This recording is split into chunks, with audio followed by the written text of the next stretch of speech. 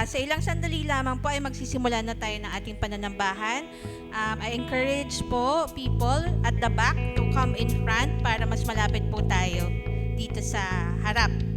At mas mapakinggan po natin ng maayos yung mensahe din later.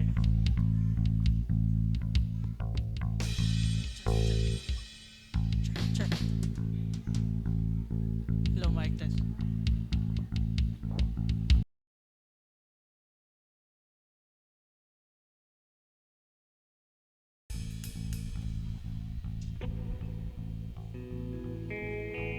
Habang hinihintay po natin ang pagsisimula ng ating pananambahan, why don't we spend time to pray for those na wala pa po dito sa chapel, and also para lalo na po sa ating mensahero for today, si Kuya Bok. So, idalangin po natin sila.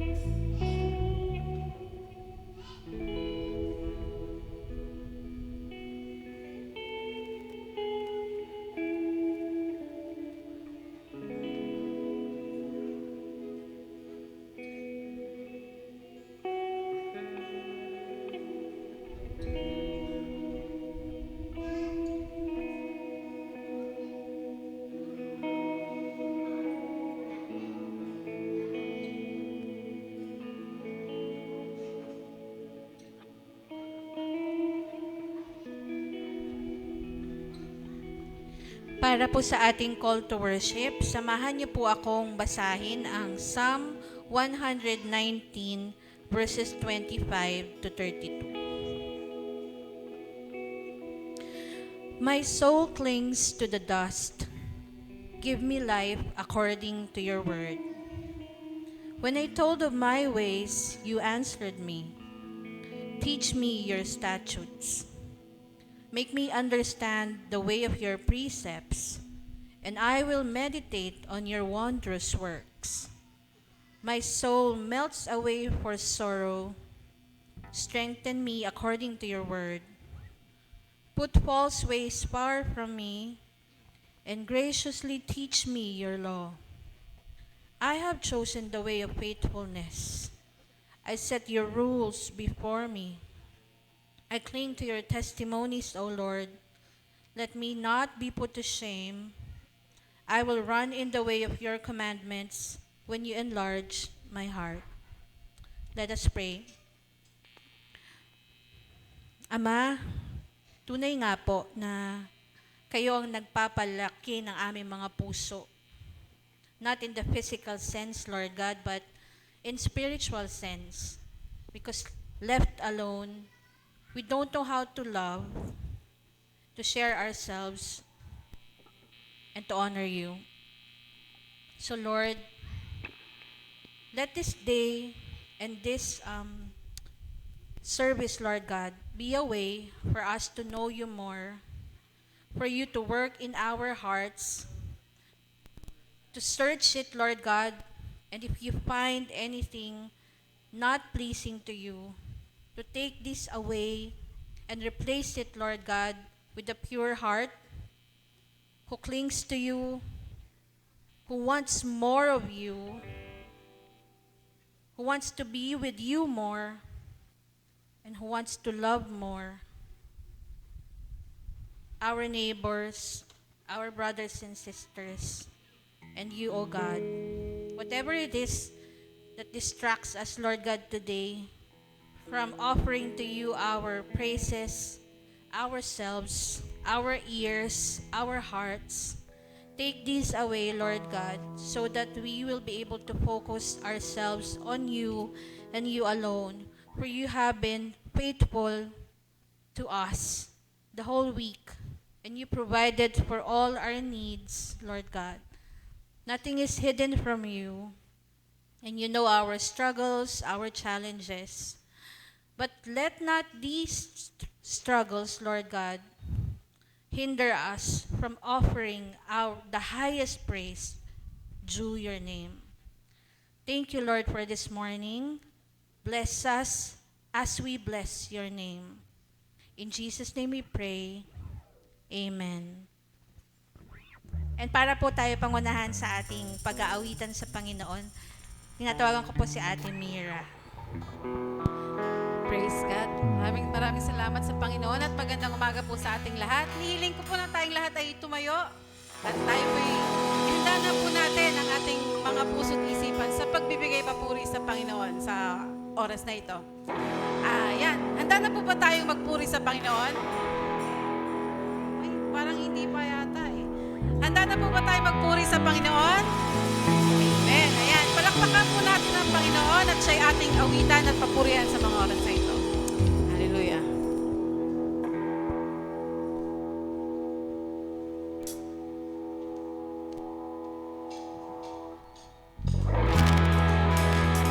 Sige po.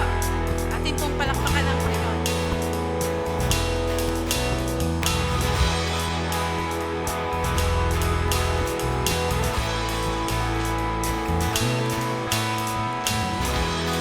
Great is the Lord God Almighty. Great is the Lord on high. The train of His robe fills the temple, and we cry out, highest praise. Glory to the risen King. Glory to the Son. Glory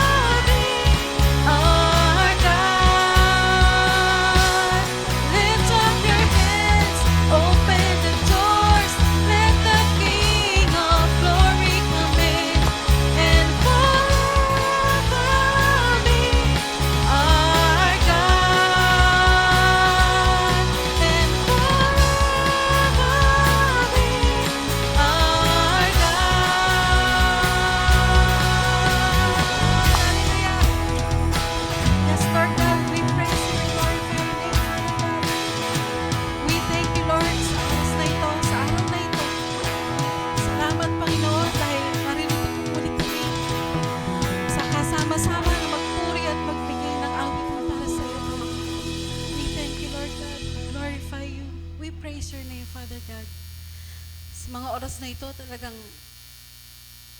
kulang, Lord, yung mga salita namin, kulang yung mga papuri namin upang maibigay namin sa inyo yung aming pinakamataas na talagang papuri at pasasalamat. Kaya nga po, Lord, papasalamat kami dahil patuloy mo po kaming hinahawakan, patuloy mo po kaming iniingatan, Panginoon, sa buong linggong ito na nakaraan, sa mga pagsubok na naranasan ng bawat isa, mga sakit na dumapo, Panginoon, sa mga problema at sa mga pagpapala rin po. Kami nagpapasalamat sa inyo dahil sa kabila nito, talagang hindi mo po kami pinababayaan. Pinararanas mo sa amin ang inyong tunay na pag-ibig. Kahit na dumaan kami sa mga pagsubok, ikaw pa rin po, Panginoon, ang siyang umaantabay sa amin. Kaya nga po, Lord, nais namin maitaas ang iyong pangalan, nais namin ikaw ay mapapurihan sa aming mga buhay. Hindi lamang po tuwing linggo, kundi sa araw-araw ng aming mga buhay, Panginoon. Turuan mo po nawa ang bawat isa sa amin na talagang magkaroon ng malalim na pagnanais na makilala ka pa, mapurihan ka, Panginoon. Maraming salamat po, Lord. Ayun po, patuloy ka naming pupurihin at sasambahin. Patuloy po nating awitan ng Panginoon. Let's continue to praise His name. Let us glorify His name.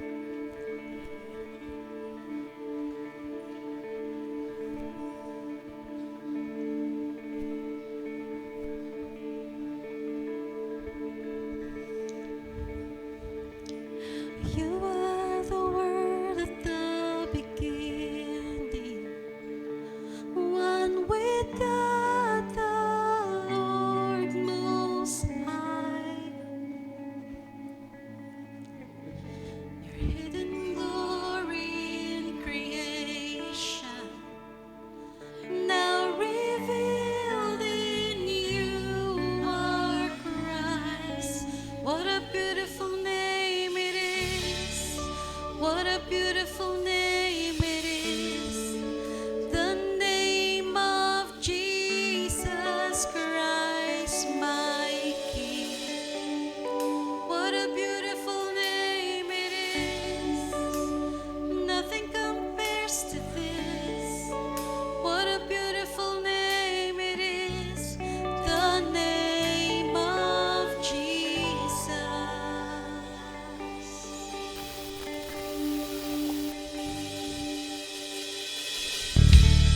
You didn't want heaven without us, so Jesus, you brought heaven down. My sin was great, your love was greater. What could separate us now? What a wonderful name it is. What a wonderful name it is. The name of Jesus Christ, my King. What a wonderful name it is.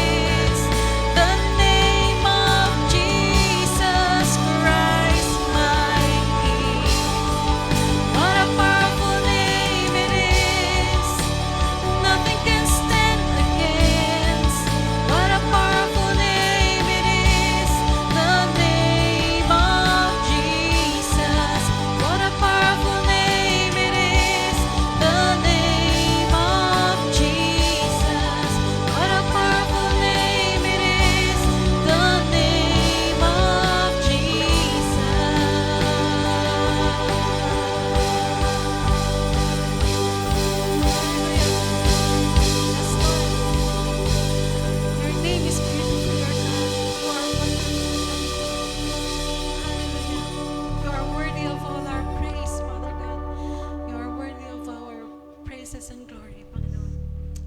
Hallelujah. We continue to praise you. We continue to glorify your name, Father God. Hallelujah, Lord. Yes, Jesus Christ. Praise you, Lord. Glorify your name, Father.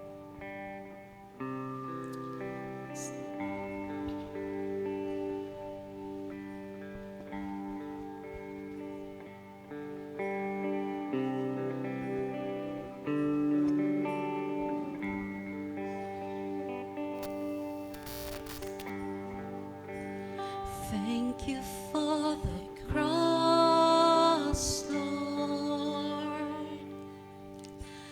Thank you for the price you paid, bearing all my sin and shame. In love you gave and gave amazing grace. Thank you for this love, Lord. Thank you for the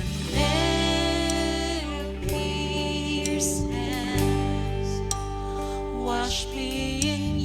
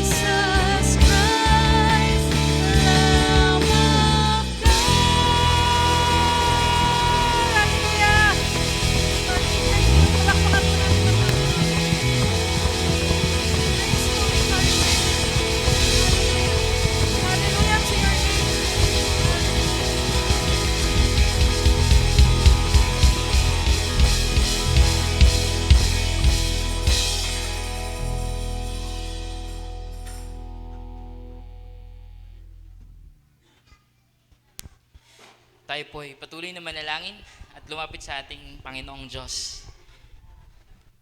O Diyos, kami po ay papasalamat sa kadakilaan ninyo at kabutihan na patuloy na pinapamalas ninyo sa amin at ipinaparanas sa bawat araw, sa bawat salubong namin na pagsubok o mga natatanggap namin na biyaya, O Diyos.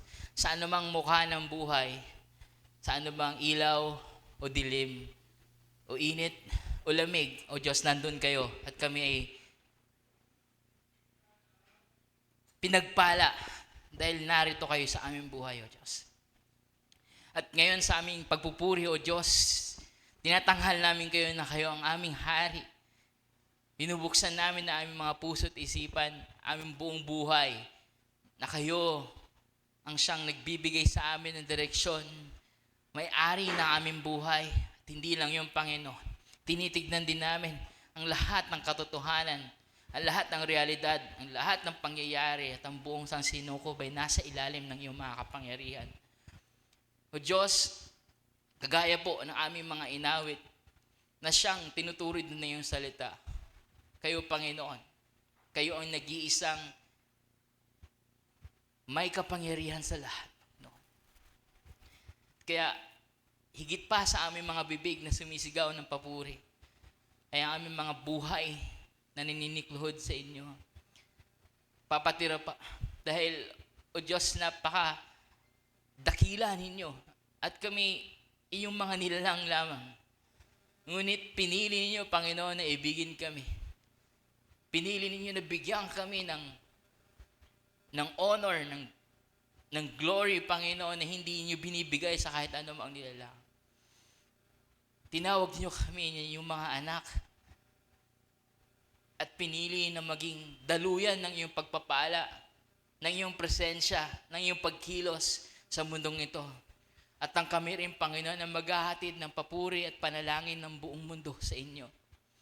O Diyos, salamat sa napakalaking pagkakataon, pribilehiyo na matawag na inyong mga anak. At lahat iyon ay napangyari, Panginoon, dahil sa sakripisyo na nag-iisang anak, na si Jesus. Lord, lahat ng ito ay nangyari dahil kayo mismo ay nagpakumbaba. Pinadala ang iyong anak na si Jesus upang ibigay ang kanyang buhay sa amin. Buhos ang kanyang dugo upang kami ay mahugasan at maging katanggap-tanggap na alay, alang-alang sa aming mga kasalanan, alang-alang sa aming mga karumihan, at aming pagkalayo sa inyo dahil sa aming mga kasalanan, O Diyos. Salamat dahil sa inyo may kagalingan, hindi lamang ng pisikal, kundi ng aming relasyon sa inyo. Paghilom ng mga sugat na nagawa ng aming mga pagrebelde, paghilom ng sugat na gawa ng aming kasamaan, O Diyos. Kayo ang nagpapatawad, kayo ang tumatanggap sa amin, kayo naghuhugas na aming mga kasalanan upang kami maging bagong nilikha, bagong nilalang sa inyong harapan, O Diyos. Father, we are not worthy to receive your forgiveness, of your love, to receive yourself. Pero dahil sa inyong biyaya, O Diyos, dakilang habag, pag-ibig niyo sa amin, Panginoon. Hindi lang ninyo inilapit ang iyong sarili sa amin. Kami po ay inyong iniligtas mula sa aming kapahamakan na kami lang din, Panginoon, na may gawa. O Diyos, patuloy niyo po kami baguhin. Kalingain, Panginoon, dahil napakarami po namin pangangailangan upang kami po ay maging talagang tapat na tagasunod ni Kristo. Turuan niyo po kami araw-araw, O Diyos, at baguhin ang aming mga puso't isipan dahil ang mundong ito ay iba po ang itinuturo sa amin mula sa inyong mga salita, O Diyos. Dahil ang amin din mga sarili, Panginoon, ay likas na iba rin ang aming mga mithiin, iba rin ang aming mga inaambisyon mula sa mga mahalagang bagay sa iyong kaharian. Sa mga makalangit na bagay, Panginoon, na inyong ipinakilala sa amin sa pamamagitan ni Jesus. Doon niyo po kami, Panginoon, ni Hulma, yung mga bagay po noon na yun, Panginoon, ang nawa maging laman ng aming puso't isipan. Mga bagay ng tungkol sa pag-ibig, kapayapaan, katotohanan, hustisya, at kagalakan para sa mga kabutihan ng iba. O Diyos, kami patuloy na lumalapit sa inyo bilang isang simbahan, Panginoon. Dahil alam po namin na napakalaki po ng aming misyon, napakalaki po ng responsibilidad namin. Dahil kami ay nakakaranas ng iyong biyaya. Ang aming misyon, unang-una, Panginoon, ay iparanas din itong aming natagpuang mabuting balita sa inyo. Ang aming pagsuko sa inyo dahil kayo aming hari, ay nasumpungan namin, Panginoon, ng kagalakan na hindi kayang ibigay ng mundo. Yung pagtanggap sa amin, Panginoon, anuman ang aming pinanggalingan o pinaggagawa. O Diyos, yung pagbuhos niyo po ng iyong pag-ibig sa amin at ng iyong presensya.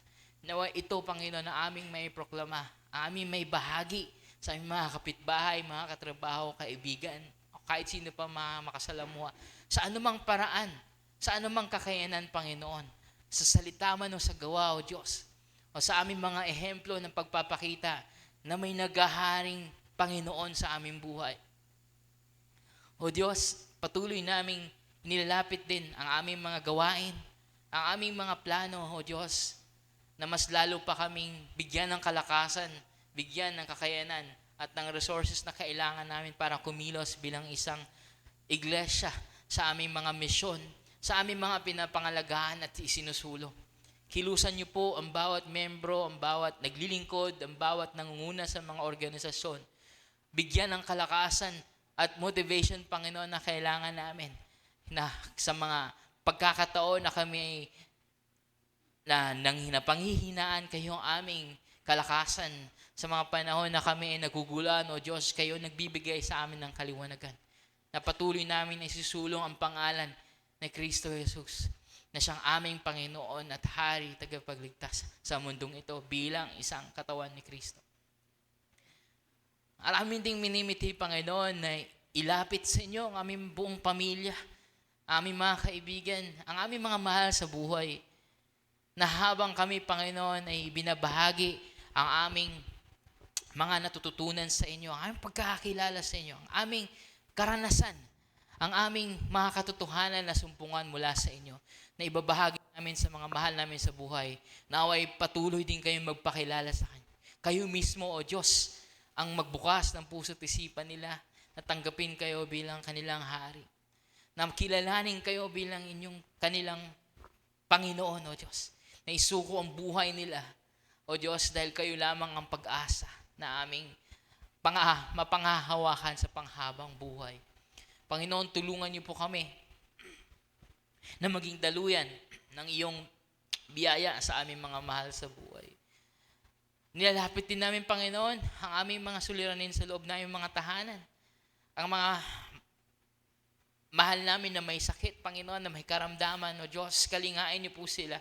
Bigyan niyo po sila ng kaaliwan o nanggagaling sa inyo.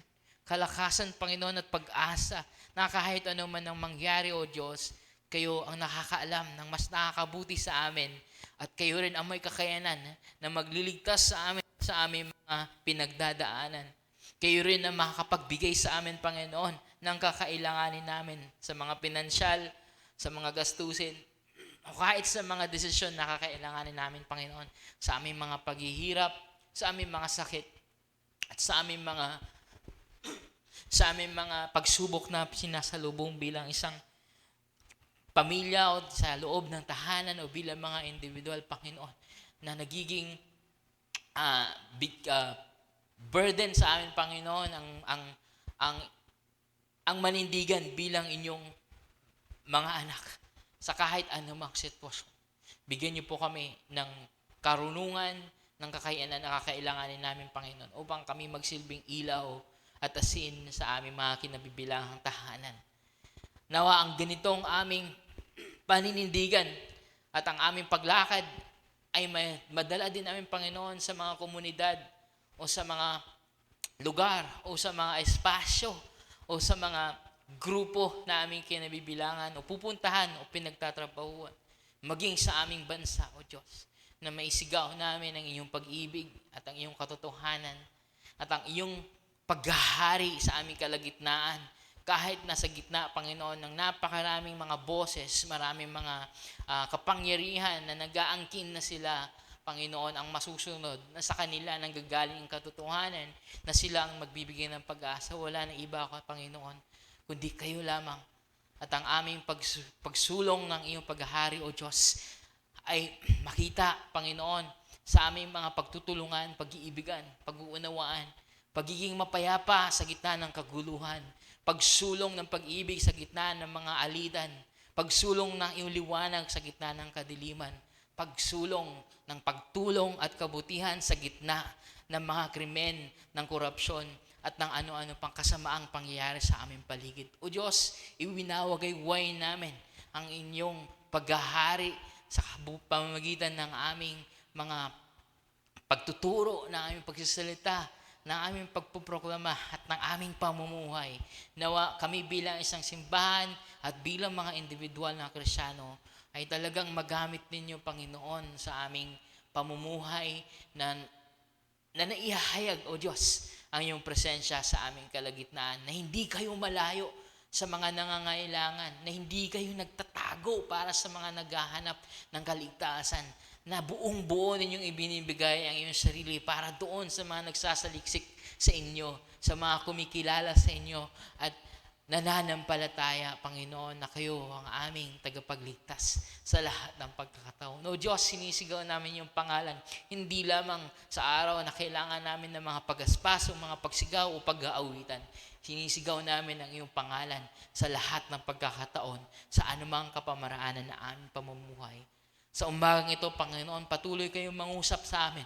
Patuloy niyo po kaming bigyan ng katotohanan na aming kailangan, kalakasan para sa aming kahinaan, O Diyos.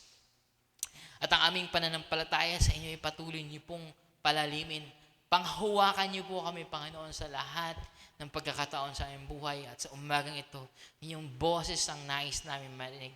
Ang inyong kalalhatian ang nais naming masilayan, Panginoon. Mangusap kayo sa pamamagitan ng aming mansahero. Mangusap kayo sa pamamagitan ng presensya ng bawat kapatid na ririto. O Diyos, kumilos po ang iyong banal na Espiritu sa amin at kayo po ang maitaas. Ito po ang panalangin sa tanging pangalan ni Jesus. Amen at amen.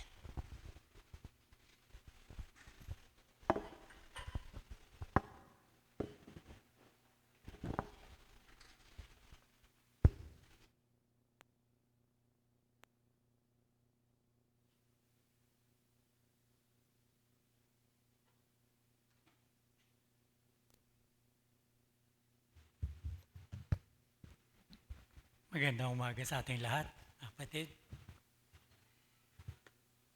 Nung nananalangin ang ating pastor at binabanggit niyang hindi po kayo nagtatago. Bigla ko naalala nung araw, nagtataka ako eh. Nagtataka ako kung bakit nagtatago ang Panginoon. Yung ba binabawalan pa niya yung mga tagasunod niya na ipagsabi kung sino siya? Nakita niyo naman siguro yung bahagi na yun. No? So, malaking question mark sa akin yun. Bakit ganon? Hindi ko na malaya na talagang matindi yung pag-iinit sa kanya ng ika nga established authority or authority nung panahon na yon. So that unang-una talagang hindi tinatanggap nung mga kaparian, mga liderato sa Sanhedrin, yung mga ika nga ay nasa top level na, mga kumbaga mga galamay ng Imperyong Romano sa loob ng Judea, sa loob ng Israel.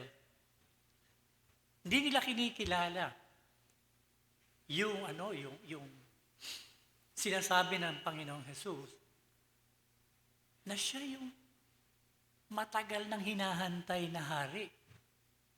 Siya yung Mesyas. Siya yung Kristo. na kumbagay, daan taon na talagang inaantay-antay ng sambayan ng Israel upang hanguin ang bayan ng Israel at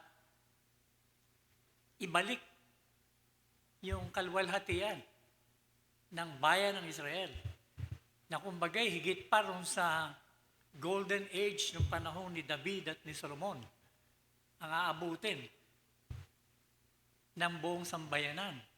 Katagal-tagal lang hinahantay yung ipinangakong ito.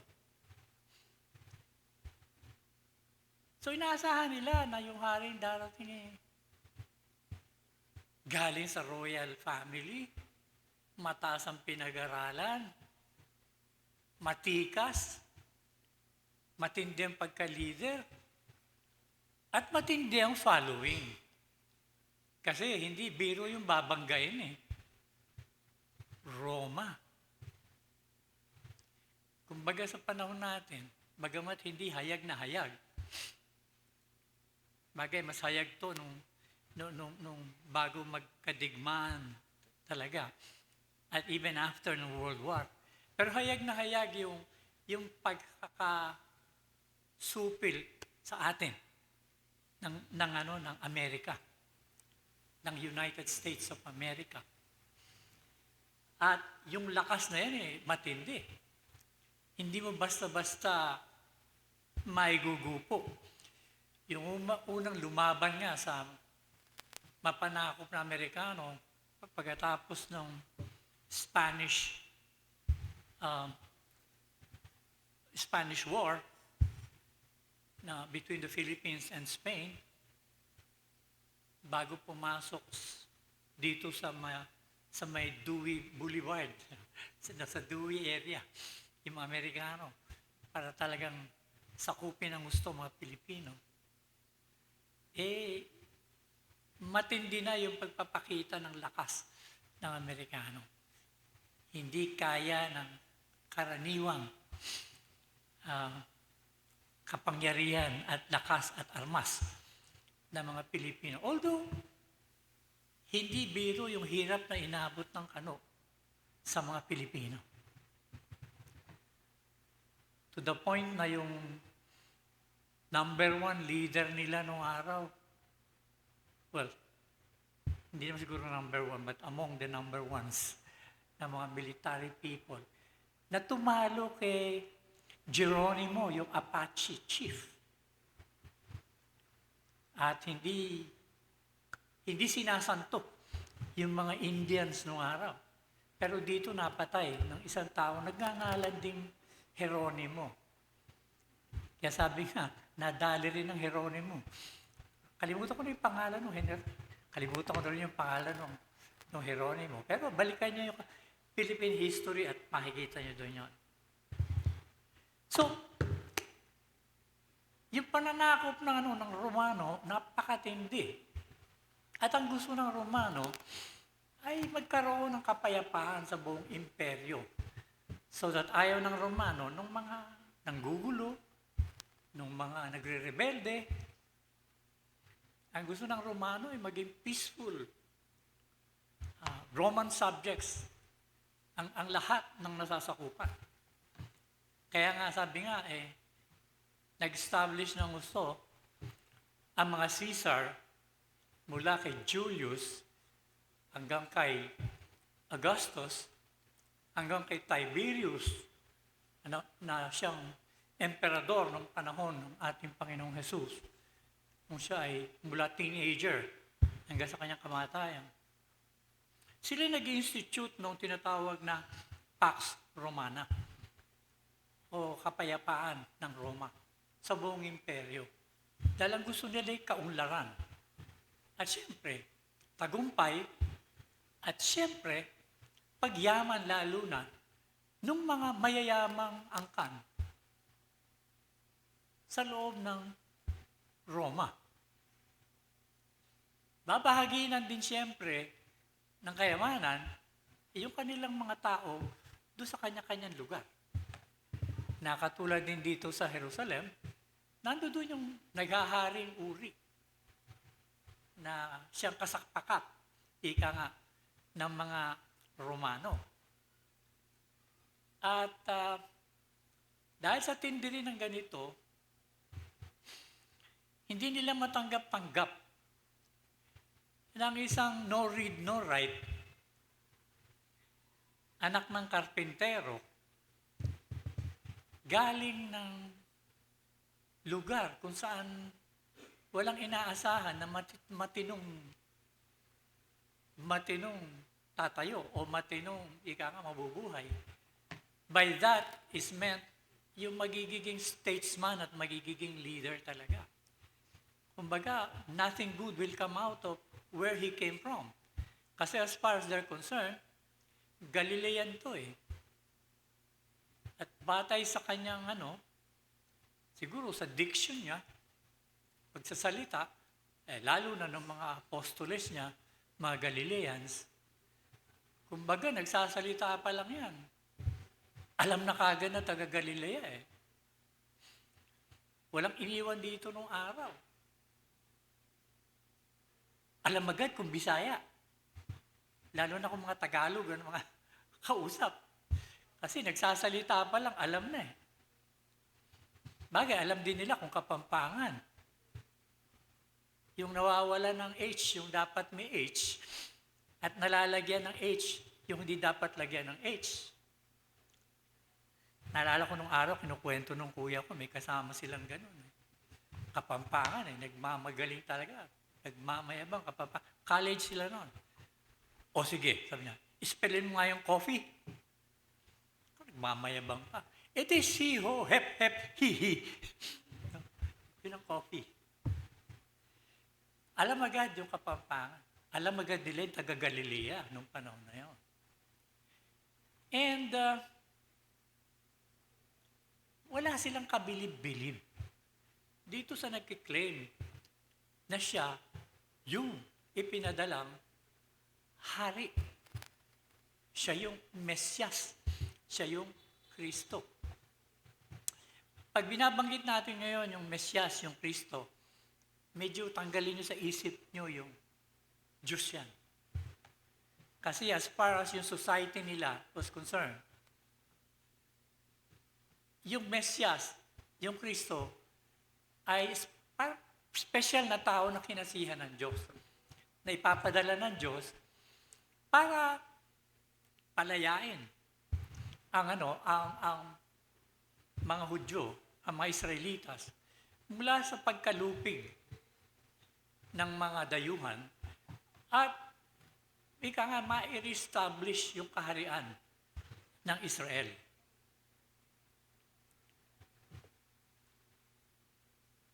So hindi nila basta mapaniwalaan na itong klaseng taong to na walang binatbat as far as they're concerned, siya yung inaantabayanan. Hindi ko alam kung nalaman nila yung kwento tungkol sa virgin birth ng Panginoon. Sa bagay, hindi ko rin maintindihan dahil yung mismong kapatid ng Panginoon, sabi sa Biblia, hindi naniniwala eh. I could just imagine, hindi pwedeng hindi na ikukwento ni Birhen Maria yung sitwasyon. Siguro talaga hindi nila mapaniwalaan. Imposible.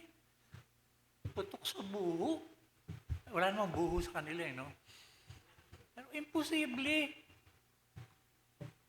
Na, bago pa man kayo ni Tatay Jose, nabuntis. Kaya nga yung chismis nung araw naiputan sa ulo si Jose. Kaya hindi ganun kataas yung pagpapahalaga nila nung kay Jesus. Hindi ko alam kung gaano ka-espesyal yung paging buhay ng ating Panginoong Jesus nung kanyang kabataan. At even nung lumaki siya nung gusto. Pero batay doon sa kwento nung mga sumulat na ebanghelyo, yung mismo mga kapatid niya hindi naniniwala sa kanya. Ewan kung may kinalaman doon sa... May kaugalian kasi sila na pag yung tatay ay namatay, yung panganay ang tatay yung tatay ng buong pamilya. So siya yung mamamahala sa kabuhayan ng pamilya. Todo kayo diyan para may kainin ang pamilya. Hindi ko alam kung may kinalaman dito to. Sabi nga sa tradition, maagang yumao yung tatay Jose. So, kung paano si Jesus naging tatay doon sa pamilya niya, walang ganong kwento, lalo na sa Ebanghelyo. But here, yung mga kapatid niya mismo hindi naniniwala. Paano kaya yung iba pa? Lalong-lalo na, yung mga nasa poder, yung mga nasa naghaharing uri, na ika nga kaano ng mga imperialistang Romano. Hindi lang pwedeng tanggapin ito. Unang-una talaga, walang credentials eh. Hindi naman masasabing graduate ito ng mataas na universidad na may pinag-aralan. At hindi masasabing malakas yung kanyang political power. Walang following. Although nung lumao, nakakakita sila ng sumusunod. Pero mga followers niya, mga no read, no write, mga mahihirap, mga may sakit. Kumbaga, parang inconsequential as far as they were concerned.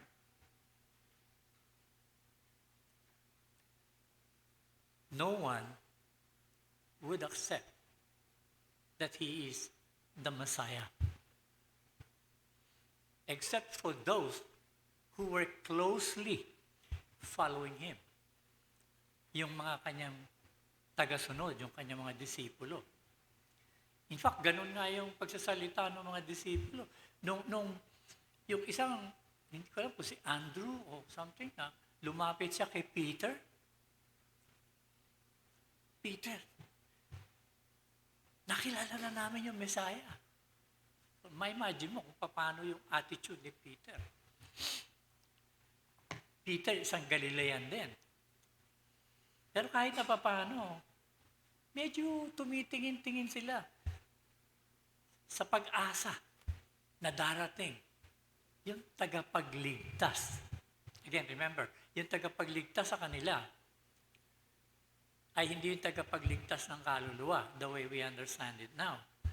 Ang tagapagligtas sa kanila is yung magpapalaya sa kanila mula sa pagkakaalipin ng imperialistang Roma at ibabalik yung kaharian ng linya ni David at Solomon. In other words, magiging power din sila. They may not be world power at once. They may not be able to talunin kaagad ang Roma, but at least katulad ng ibang kaharian sa lugar ng Roman Empire, kahit na paano, nandoon pa din yung relative autonomy ng mga naghaharing mga tao doon. And syempre, karaniwan sa naghaharing uri, ito yung mga merong kapangyarihan. Ito yung may mga pera. Ito yung may mga negosyo. Ito yung may mga matitinding commercial and industrial and financial interest sa bawat bayan. Ito yung medyo nakalapit doon sa mga religious leaders, doon sa kanilang bayan, sa loob ng Imperyong Romano. At ito rin yung medyo kinakasihan noong mga naghaharing mga Romano. Nobody would believe him to be the Messiah. In fact, nagugulat nga ako na binabawalan niya ng Panginoon yung mga tagasunod niya na ipagsabi na siya yung Mesias. To the point na para bang napakatalinghaga nung puntong siya yung Kristo, siya yung Mesias. To the point na nung tinatanong niya yung kanyang mga tagasunod, who do people say I am? sabi ng mga apostoles, sabi nila, ikaw yung propeta. Yung propeta ang binabanggit ni Moises. Ikaw yung, sabi nga nila, ikaw si Elijah. Meron kasing kwento-kwento nung araw sa kanila na si Elijah, o mga hindi namatay, di ba, kinuha ng chariot, punta sa langit. So may kwento-kwento sa Israel na every now and then, si Elijah, buhay, na bumababa sa Israel at nakikihalubilo at nagbibigay gabay. So they were looking at him na ganon. And so ang tingin ng iba kay Jesus, ikaw po si Elijah. Talagang natangi si Pedro na nagsabing, ikaw po ang Kristo, the Son of the living God. At ang statement nga ng Panginoon is, blessed ka, pinagpala ka. Kumbaga, hindi flesh and blood ang nagsabi nito sa'yo, kung hindi ang Ama. Sabi ko, ang tindi rin, ano? Si Peter, siya yung top-notch disciple, leader ng mga disciple. Siya yung kinikilalang, kumbaga, kanang kamay ni Jesus. Para doon sa 12 na disipulo. 12 na parang kumakatawan sa 12 tribo ng Israel. Siya yung pinaka-boss. Siya yung pinakamalakas ng loob. Siya yung palaging, hindi pwede mangyari sa yan. Hindi, lalo nung sinasabi ng Lord na, ako'y papaslangin, ako'y huhulihin at ibibigay dito sa mga ito para paslangin. Para ko nung na-imagine, sabi ni Peter, hindi pwede yan, boss. Over my dead body. Kasi, di ba siya yung may espada pa? Siya yung nung hinuli, itinagpas pa niya yung tainga nung nung gwardiya ng templo, hindi Roman soldier yung ginanon niya. Siya yung malakas ang loob. Pero sabi ng Panginoon sa kanya, Peter, bago pa man tumilahok yung manok, 3 beses mo akong itatatwa. Yung malakas ang loob, yung handang mamatay, yung over my dead body. Siya nga, nung gabing hinuli ang Panginoon at inilalakad sa mga opisyalis, hindi nga ba may nakakakilala kay Peter? Sabi kay Peter, kasama ka niya na. Tagasunod ka niya na. Sabi ni Peter, hindi naiibang ka ba? Hindi So gano'n si Peter, 3 beses yun. Walang kumikilala sa kanya, Mesias. In fact, itong araw na nabanggit, itong araw na tinatawag nating Palm Sunday. Ngayon ang Palm Sunday, di ba? Doon wala akong nakikita mga palm sa paligid ngayon. Noong araw, pag Palm Sunday, lalo na sa Catholic area, sa katutak yung may mga palms May mga bulaklak pa yung palms. Pinapabendisyonan. Kasi importante yun. Naalala ko noon, pagkatapos mabendisyonan, abay yung kanilang mga palm branches na yun, hindi lang basta isinasabit sa bahay. Yung iba, kung di nandun sa may lugar ng altar, inilalagay doon sa may harapan ng bahay bago doon sa may hagdanan. Kasi para huwag pumasok yung masasamang espiritu. Yun yung paniniwala ng araw. Bahagi ng Palm Sunday. Pero ngayon parang wala akong napunan. Sa bagay, ang misa rito, Sabado, Wala naman siguro nagagagano ng palm ng Sabado ng gabi rito. Walang misa rito. Doon na sa St. Joe. Kasi dati alam ko, pag Sabado ng gabi, meron dito Praise the Lord. Hindi dahil sa wala silang misa, but praise the Lord na we can really use this place by God's grace. Anyway, walang kumikilala sa kanyang Mesyas. At hindi niya dinideklara na siya ang Mesyas. Except for this particular day, Palm Sunday. It's not because it is Palm Sunday, but it is because by God's grace and according to mga prophecy, it was exactly the day when the king will enter Jerusalem bilang king, bilang Messiah, bilang Kristo. Although unfortunately, the ruling elite of Jerusalem would not recognize him. In fact, maski mga Pariseo, kasi itong mga Pariseo, ito yung mga learned na party people. Sila yung medyo mataas ang kanilang enthusiasm na ang buong Israel, ang lahat ng mamamayan ng Hudyo, ay matuto sa Biblia, ipamuhay ang Biblia, kasi yun lamang ang tanging paraan upang ang Diyos ay talagang bumaba ng husto at pagpalain ng Israel at ibalik ang kingdom. Kaya yung mga Pariseo, gustong-gusto nila to. No? Pero hindi si Jesus. Hindi nila gusto si Jesus. Kasi ang layo-layo niya sa definition sa kanila ng isang Messiah. At hindi niya to matatanggap. Bago tayo magtagal ng todo, kunin niyo ang inyong mga Biblia.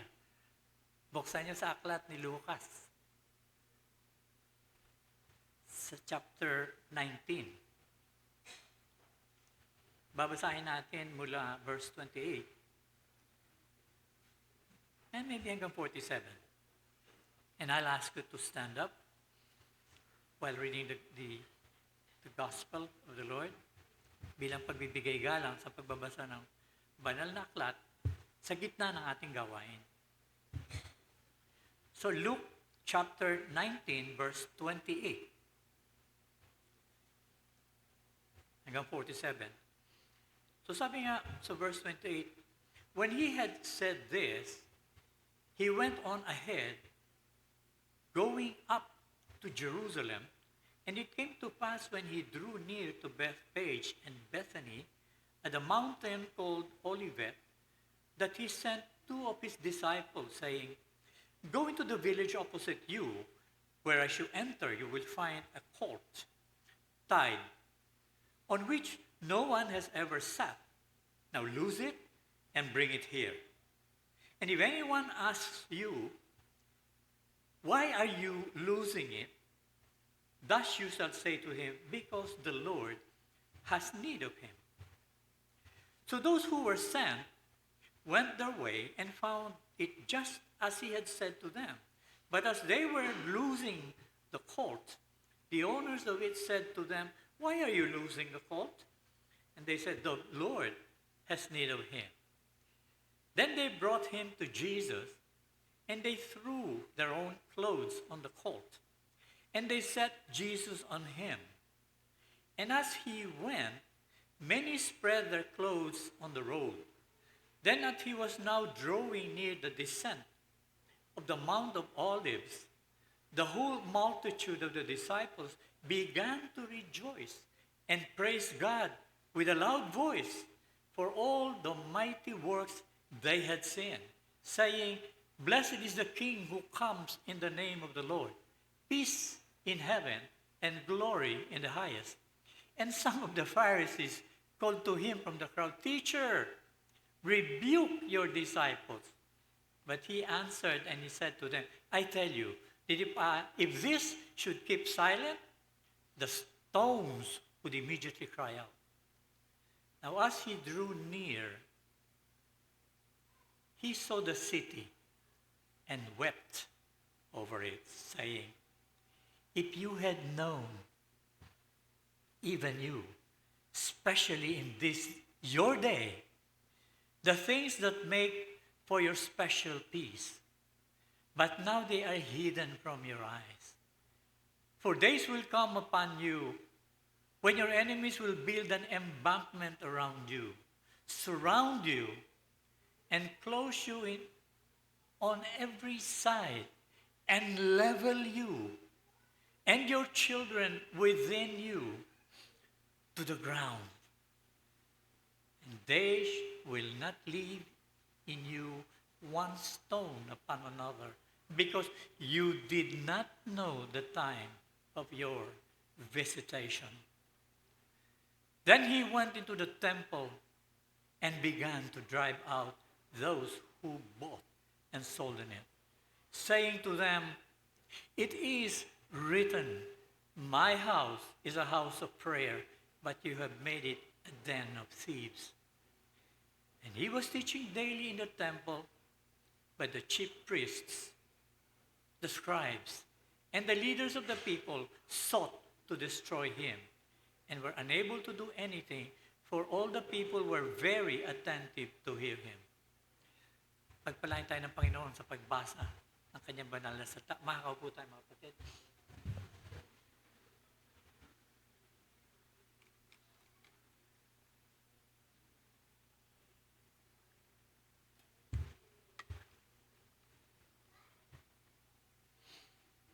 So yung kinukwento rito, yung tinitignan ng Panginoon, yung templo, ang nakikita pa niya yung templong ginawa. Daang taon pa ang nakalipas. Ito yung second temple. Ang first temple, yung itinayo ni Solomon, na alam natin ay sinira at sinunog ni Nebuchadnezzar ng Babylon. 500 years bago dumating ang Panginoon.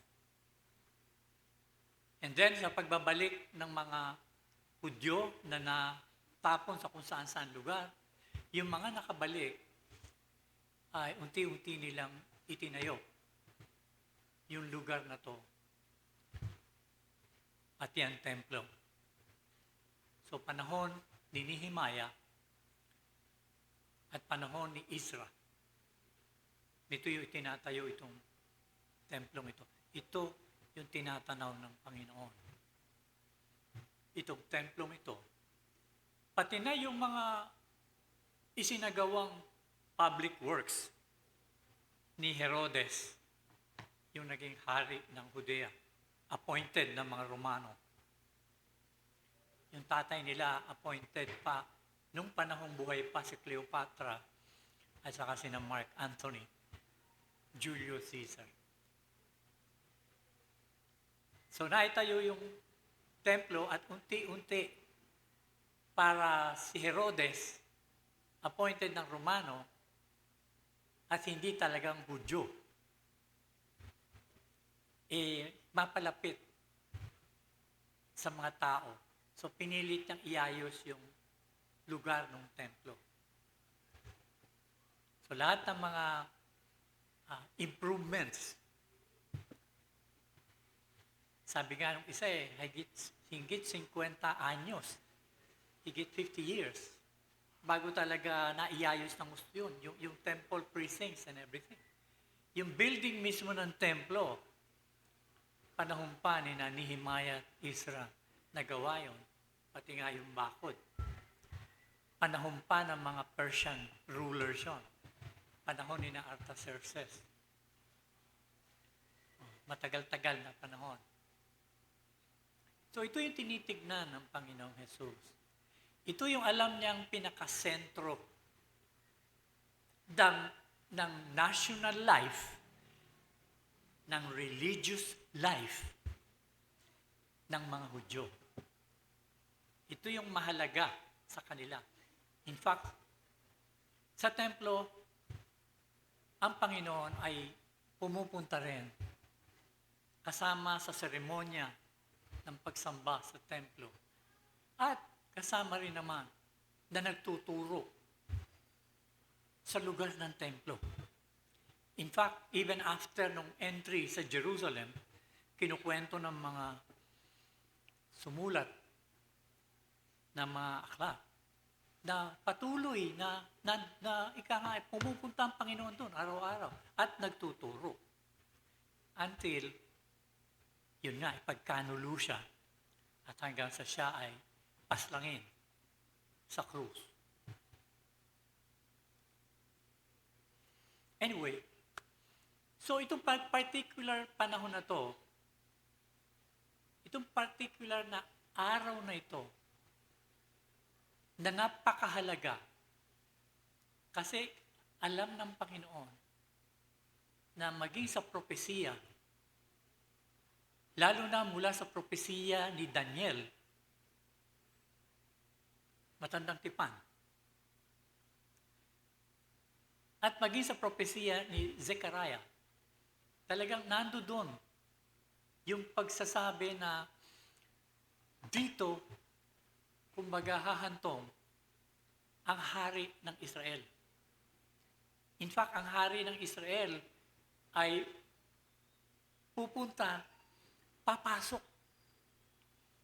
sa Jerusalem nang nakasakay sa isang asno. Hindi sa matikas na kabayo, isang asno. An ass. Buriko. Ang alam kong tawag ni iba sa atin dito. Ito yung kabayong, hindi pala kabayo, buriko nga eh. Ito yung parang beast of burden din nila eh. Ito yung mabagal kumilos, pero malakas humatak. Kumbaga, sa mapangkaraniwang tao, sa mga hindi mayaman, ito yung gamit nila, lalo na yung mga nasa sakahan at nasa may ibang negosyo. Yung hari, darating, dito nakasakay. Karaniwan sa mga hari, na, lalo kung napapanood natin sa pelikulang gawa sa Hollywood, gaganda ng mga kabayo na sinasakyan nito. At hindi biro, ang lalaki. Makakita nga ako minsan ng isang ganyan. Napunta kami ng Baguio. Talaga kahanga-hanga. Babae pa yung nakasakay. Hindi yung babae hinangaan ko, yung kabayo. Laki talaga eh. Tsaka matikas na matikas. Yun yung karaniwan tinatawag natin kabayong mola eh. Yung pinapangarera pa. Ang gusto. Kumbaga, ginagastusan ng todo. Binibigyan na lahat ng vitamins. Naalala ko nung nasa pharmaceutical company pa ako. Nagugulat ako, may makasama ako. Ang lakas ng benta nila ng mga vitamins and other pharmaceutical products. Kasi ang binebentahan pala nila, yung mga nag-aalaga ng kabayo. At yung nagme-may-ari ng kabayo. At yung mga bitaminang pantao, nire-recommenda nilang bitamina ng kabayo para lalong lumakas sa karerahan. Totoo nga naman. Maraming bumili. Kasi lalo yung magawa nung kumpanyang kinabibilangan ko nung araw. Talagang kilala sa field ng nutrition yan. Sila yung may gawa ng mga gatas at saka nung mga nutritional products, Sustagen and Famil, sila yung gumagawa nun. Lalo na yung mga vitamins na ganito. Anyway. Yung hari, nakasakay sa napakasimpleng asno. Pumapasok ng Jerusalem bilang hari. And yet, it was something na pinrophesy na hundreds of years bago nangyari yun. On that particular day. Bakit particular day? Kasi sa aklat niya ni Daniel, binanggit yung propesiya na magmula dun sa araw na nagdeklara na i-rebuild ang Jerusalem. At nahuna nga ng mga scholar na ito yung instruction ni Artaxerxes kay Nehemiah to rebuild Jerusalem. This was before nung mga instructions kay Ezra para i-build naman yung lugar ng temple. Pero kay Nehemiah, it is the walls and Jerusalem proper. Sabi ko sa Daniel, mula doon sa panahon na yon, hanggang sa pag-cut off, yun yung term nila hanggang sa pag-cut off ng prinsipe, ng Messiah, binanggit yung panahon in terms of weeks, na na-interpret in terms of years, na na-interpret in terms of days, at yung mga scholars, supposedly, using biblical knowledge and, of course, knowledge, archaeology, and all this, and science, talagang nabilang nila ng husto. Mula dun sa issuance ng edict na yon, which could be traced using the Julian calendar, yung kalendaryo natin ngayon. Hanggang sa mismong pagpasok ni Jesus sa Jerusalem, na although it was the only time na nagdeklara siya bilang Messiah, still it was also the time na kumbaga, nasintensyahan na siya. The Messiah was to be cut off. And the scholars were amazed na up to the last day, binilang nila yung araw Ginamit nila yung pati yung references kay John sa Revelation, yung pagbilang niya ng araw, yung pagbilang niya ng weeks. Ginamit lahat ito, pinagkumpara-kumpara kay Daniel.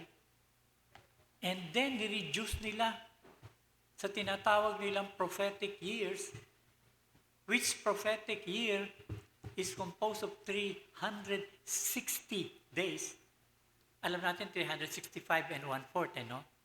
Pero yung prophetic year is supposed to be 360 days. And out of that, nakita nila, to the last day, yun yung panahon nang pumasok ang Panginoong Jesus. Sabi nung iba, siguro sa Passover plot, hindi ko nabasa yun pero nabasa ko lang dati na kumbaga parang si Jesus binasa lahat yung mangyayari, tapos ginaya niya lahat, ipilit niyang pinakita na na-fulfill yung prophecy sa kanya para i-claim niya siya yung Mesias. Kaya tinatawag na Passover plot. Tingin nila kinalculate din ni Jesus pati yung araw na yun. Matindi rin naman pagka may gustong sumira, no? Lahat makikita But it was the day that it was prophesied in Daniel. Hundreds of years bago pa nabuhay ang Panginoon. It was something na na-prophesied sa Zechariah. Zechariah 9:9. Binanggit siya ni Matthew sa chapter 21. Sabi niya, ito yung sinabi ni Zechariah. So lahat yung pinrophesy niya, nagkatotoo at naganap. To the letter, naganap. And he publicly acknowledged himself as the Messiah. Ito yung critical dito sa Palm Sunday na to Kasi it was the day na talagang, kumbaga, at last, sinabi niya openly, ako yung Messiah. To the point na pag pumapasok siya, sabi nga dito sa kwento binasa natin kay Luke, pababa pa lang siya sa Mount of Olives. Tapos aakyat papuntang Jerusalem. Doon pala sa pagbaba na yon, sumisigaw na yung mga tao. Na Hosanna in the highest. Yung mga taga-sunod niya. Yung mga damit nila siyang ipinatong doon sa sa buriko para sakyan ni Jesus. In fact, ang pagkakwento ni Luke, isinakay si Jesus dun sa buriko para maglakbay. Mula sa pinanggalingan niya, sa halos sa lugar ng Mount of Olives. Pababa at paakyat, papuntang Jerusalem. And in the process, hindi lang nila basta ilagay sa buriko yung mga damit, kundi yung dadaanan mismo. Inilalatag yung mga damit nila. Kumukuha ng mga sanga, branches ng palm, at inilalatag sa dadaanan. Kasi dadaanan ng hari. And they were saying this, and they were proclaiming this, at nag-iingay sila, nagsasaya. Bagay, kahit dito siguro, pag darating yung talagang tagapagligtas and all this, masaya, nagsisigawan. Pagka nga eleksyon, pag dumarating yung kandidato, di ba? Todo-todo In fact, wala pa kayong kandidato, meron lang sasakyan na may mga mikropono at saka loudspeakers and everything. Matindi na ingay. Pero siyempre, wala sila nung panahon na yon. Pero ito yung hinaantay nilang hari. At sila lang ang kumikilala. Bakit? Kasi yung mga nasa taas, yung liderato, ayaw nilang kilalanin. In fact, yung mga pariseo, ito yung supposedly matinik sa Biblia. Ito yung mga talagang nag-aaral ng todo at nagsasabing, kailangan lahat tayo matuto sa Biblia, hindi lang matuto, ipamuhay ang Biblia para pagpalain tayo ng Diyos. Ito yung pananaw ng mga pariseo. Anong sabi ng pariseo? Hoy, teacher, patahimikin mo yung mga tao mo. Ang iingay, nagkakagulo. Palagi ko, medyo nangamba din sila Dahil baka pag nagkagulo, nag-ingay ng todo, abay akalain ni na Pilato at ng Roman Legion doon sa Judea, tipo magkakarayot. At pag sinabing magkakarayot, eto na ang Roman Legion. At pag nandyan na yan, patay kung patay. Kahit na sino ka pa. Dahil magrarayot kayo. So siguro kaya pinapatahimik din ng todo. Besides the fact na talaga, abay, nagpoproklama ng Mesiyas. Nagpoproklama ng hari. Abay, delikado nga. But that was the essence of the Palm Sunday. Ang pagpasok ng hari sa Jerusalem. Ang pagpasok ng Mesiyas. Ang pagpasok ng Kristo. Na sa unang pagkakataon, publicly, in-acknowledge niya yung kanyang pagiging Mesiyas. This is after 3 years of ministry. This was the last 5 days bago siya ipako sa krus. More than 3 years na nangangaral ng Panginoon sa Galilea, sa Judea, yet sinasaway niya ang kanyang tagasunod na sabihin siya ang Mesiyas. In fact, hindi niya talaga pinagsasabi itong puntong to. At hindi kinikilala ng mga nangunguna. And yet, 5 days bago ipako sa krus, nung siya pumasok sa Jerusalem, doon niya publicly, for the first time, in-acknowledge na siya ang Mesiyas, coinciding with a very critical day na sinabi sa propetang Daniel at sa propetang Zechariah.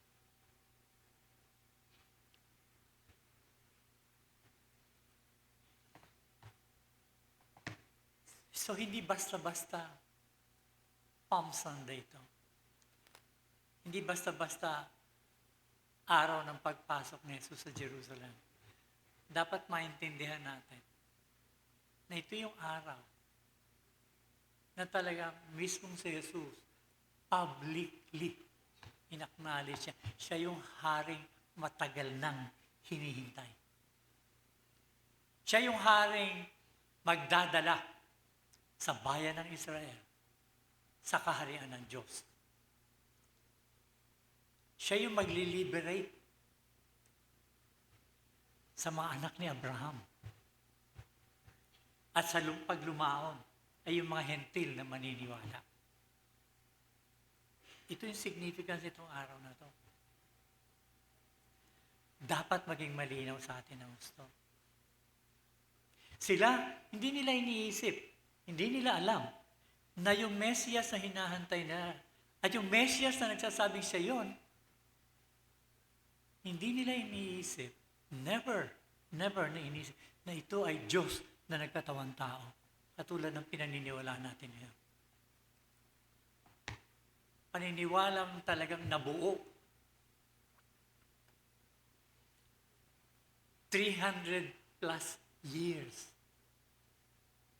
after ipako si Jesus sa krus, namatay, bumangon ulit, umakyat sa langit.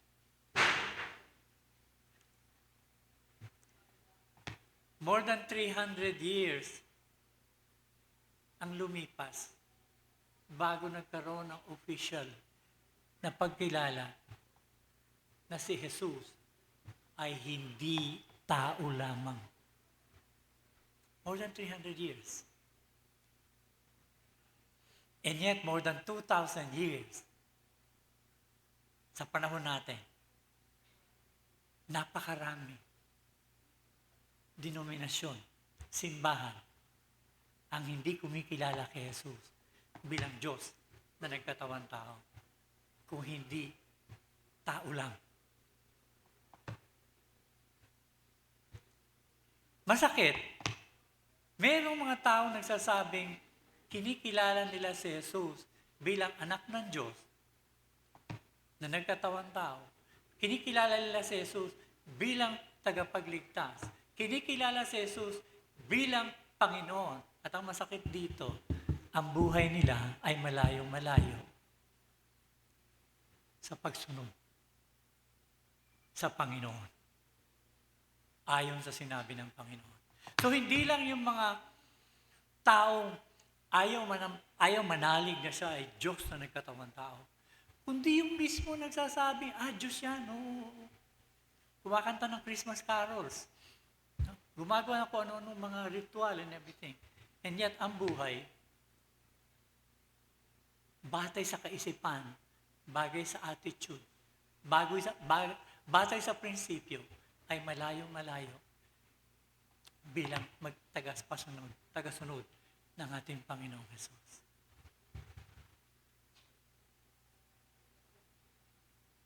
Tayo kaya, kapatid?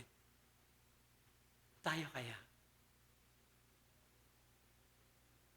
Ako, I must admit, hindi ko pwedeng masabing ako'y 100% na talagang masasabing Kristiyano true and true kung sisilipin ng pagkatao ko at buhay ko. Kung sisilipin yung pananampalataya ko, ipagmamalaki ko. Nananalig ako sa Panginoon, nananalig ako siya lamang. Ang tanging daan ko sa kaligtasan, nananalig ako siya ang aking Cristo Rey. Cristo Rey, Christ the King. Siya yung aking hari. Ba't di ka sumusunod? Sumusunod naman, kaya lang merong hindi sumusunod Yung paa ko, kung saan pupunta pa din. Yung mata ko, kung saan napupunta Pero ang mahalaga mga kapatid, yung basic, yung fundamental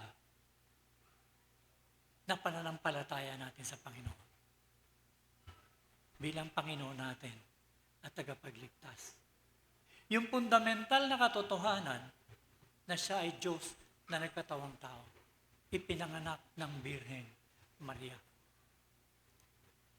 Alam natin, naghirap, he suffered under Pontius Pilate. He was crucified, died, and was buried, but on the third day, he rose again. And he will come to judge the living and the dead. Kumusta yung pananampalataya natin tungkol dito? At hanggang saan tayo sumusunod sa pananampalatayang ito? Anong ginagawa natin? Malakas ba loob natin? Magsabi sa iba? Kung bakit meron tayong ganitong pananaw sa buhay? Bakit nakukuha pa nating tumawa, ngumiti, maging payapa sa kabila ng gulo at hirap na nangyayari sa paligid? Samantalang ang iba nagkakatarantahan, nag-aaway-away dahil sa gulo sa Gaza, sa gulo sa Israel, sa gulo sa Ukraine, at yung nakaumang sa West Philippine Sea, tayo nakukuha pa rin nating mamuhay na mapayapa at tumahak sa landasing dapat nating tahakin. Malinaw ba sa inyo kung bakit kayo ganon? May kinalaman ba sa Palm Sunday? May kinalaman ba sa pagpasok ng Mesyas?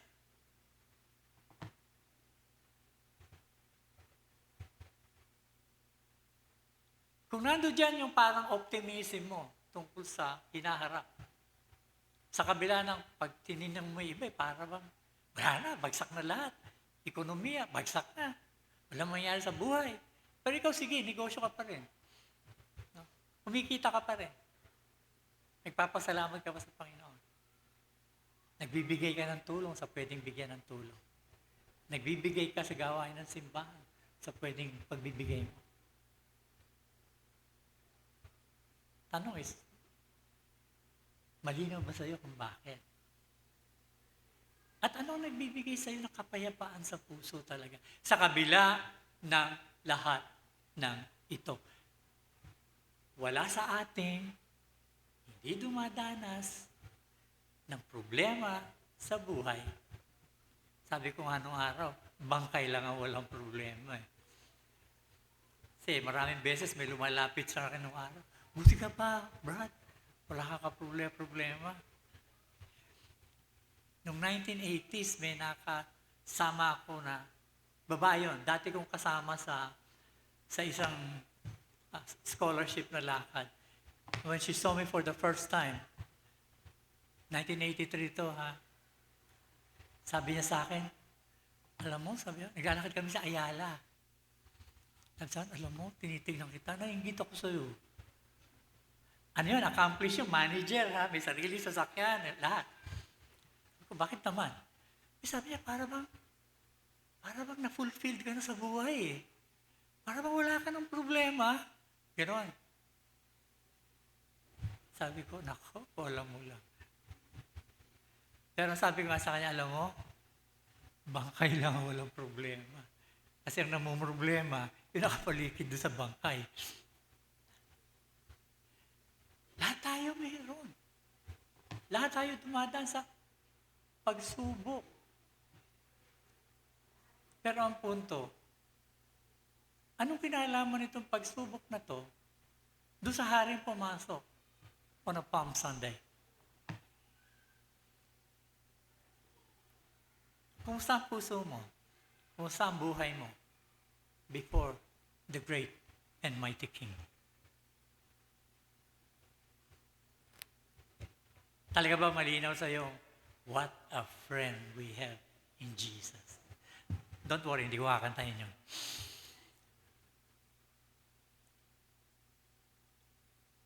Malinaw ba sa'yo? Oh, sige, ano ba mangyari dyan? And everything. The Lord is with me. I am in the Lord. I will be okay. Nasusunog na yung kapitbahay mo eh. Sige lang, darating yung bumbero. Baka masunog ka rin. Sige lang, bahala ang Panginoon. Naalala ko yung iba na talagang napapakamot ng ulo. Bahala ang Panginoon. Sabi nga nung kuya ko nung araw, Oscar, dapat vice-presidente ka na ng bangko by this time. Again, that was in the 80s. Yung Bible mo, ano nangyayari sa'yo?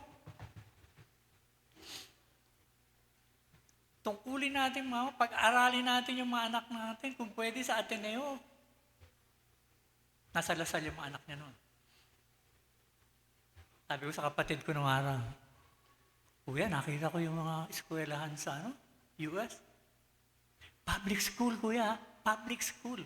Abay, talo pa yung resources ng Ateneo. Totoo talaga ko yung namangha doon nakita ko. Doon sa iba pang mga nakita kong eskwelahan. Public school.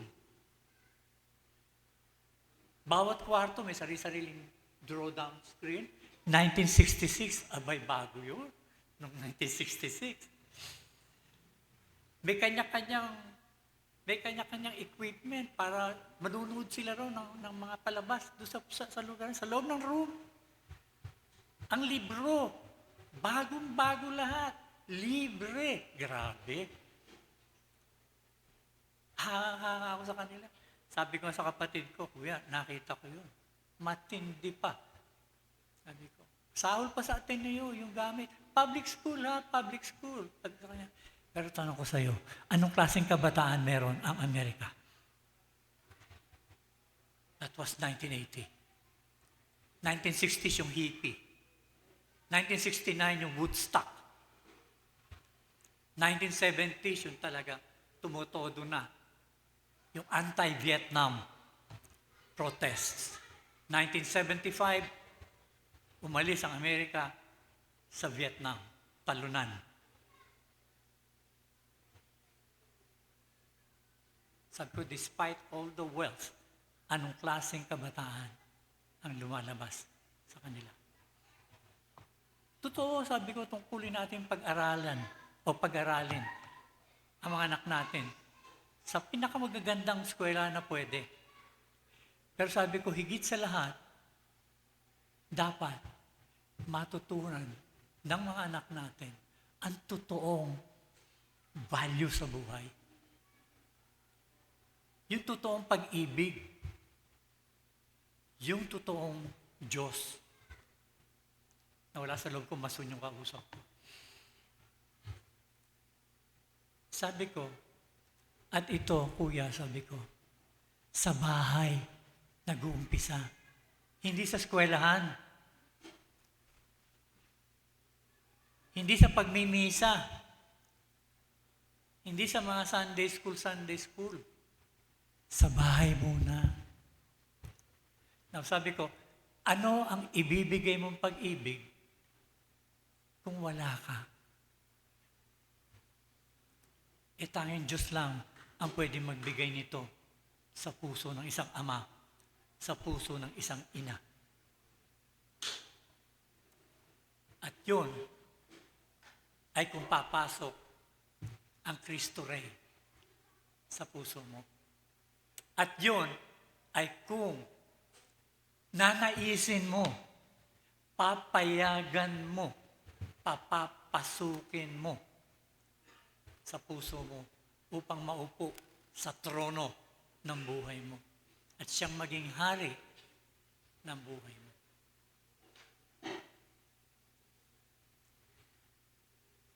So mga kapatid, nawa ang Palm Sunday ay hindi manatili sa ritual lamang. Ang paghahari ng Mesiyas ay maging totoo. Una, sa atin. And then sa pamilya natin. And then doon sa mga taong nakakahalubilo natin. Umiikot sa buhay natin. Ito ang challenge sa ating lahat, mga kapatid. Manalangin tayo. Panginoon, Ama naming Diyos, Ikaw lamang po ang maaaring magturo sa amin sa pamagitan ng iyong banal na Espiritu. Hinggil dito. Patuloy mo po kaming pagyamanin, lalong-lalo na sa pagkakakilala namin sa Kristong Hari, sa Haring pumasok sa Jerusalem. Sa ngalan ni Jesus, sa aming panalangin, siya'y nawa.